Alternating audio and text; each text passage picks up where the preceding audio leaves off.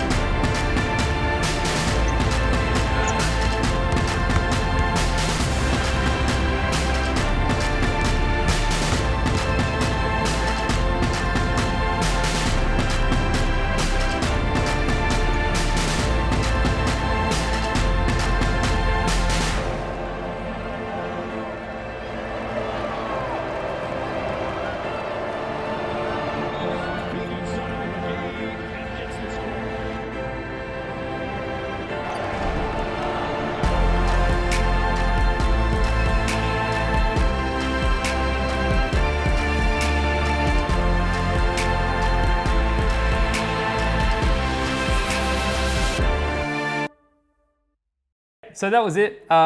Very cheap, minimalistic project. Just myself, my camera, my 3 lights, and not a lot of time, but a lot of enthusiasm and spirit. So we'll run through it quickly. First shot there. So basically, he's watching on with these like Chick Pros diversity card, and then picks up the ball, thinks, "Wow, basketball, maybe this is for me." So the team we shot it for was the Coburn Cougars. And their whole thing is like the Cougar family. Like they want to incorporate all the demographics and say like this is for everyone sort of thing. So that's kind of what we're focusing on by getting like the kid with the basketball and also the females and stuff. Like it's just for everyone. That's what we're going for. But none of that was actually lit. All that first stuff was like, it's quite a moody gym anyway. Like it's not super well lit, which kind of worked well because like that was sort of the look that I wanted to go for. We had about 20 minutes to film this. It was just like a bit of chaos. But yeah, it goes up, whacks the ball over. Also like the ball goes in the air. Why is it rolling? Because I didn't think of continuity because I didn't have enough time, that's why. Kid picks it up. Yeah, looks at it, whatever. The biggest thing we could do because of these skylights in the background was shoot at golden hour. Like we were lucky that they had skylights because it gave like a great kind of orange in the background. And that was it. And then just shooting shadow side. I think when you are on like a super time crunch and you sometimes can't use lights, the biggest thing you can do is shoot shadow side. It'll give you like a hair light with like the silver outlining, which will in turn give you like that slightly closer to a cinematic look. And then all this stuff again was just kind of like when the sun was quite low and shooting shadow side, this stuff unlit. Anything in the gym was unlit. The bedroom. So we walked in, there was just like a big old light ray coming through 2 trees on the outside. It wasn't there long because I went in after and it was gone. So we got very lucky we're shooting this now.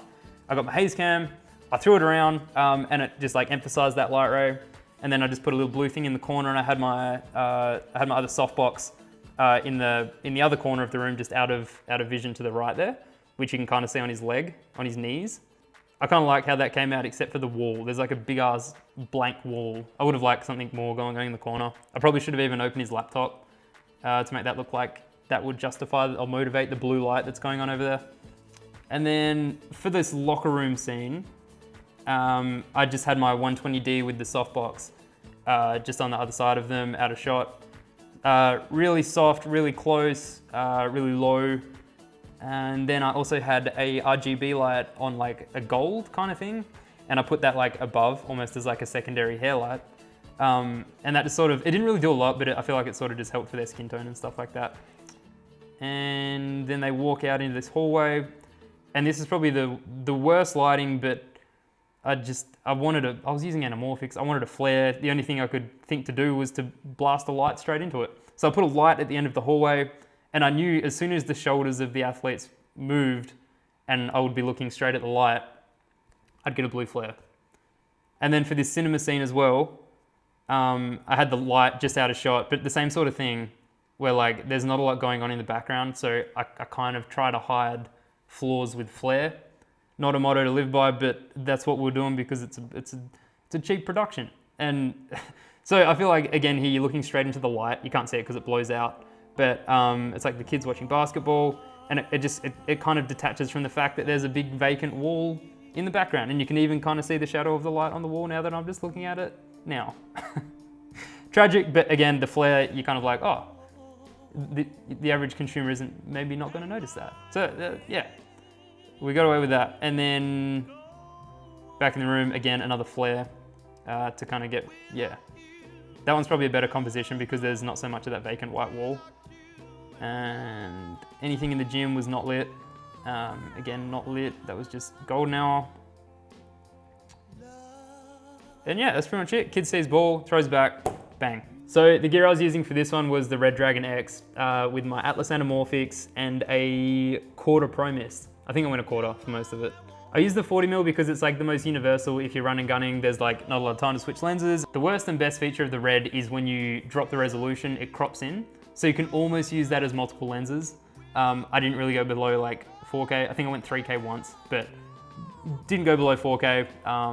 But that kind of gave me the option of like a 40mm as well as like a 65mm because it was just kind of like cropping in. And the Pro Mist, it's probably my favorite filter. I think I'll use it till the day I die. It just softens everything up, gives everything like a nice glow on the lights especially. And I knew because of my anamorphic jizz show that I was gonna be shooting into the light a lot. So I kind of wanted the Pro Mist to soften and like, it gives like a nice bloom on lights. Yeah, my top tips for like a minimalistic operation would be very much have your strategy in place. Like very much have your storyboard, know which shots you need. Because for all of these like families and stuff that I was shooting with, they'd say, all right, you've got like half an hour with them before dinner, like when dad gets home from work and stuff like that. And I was like, oh, fuck.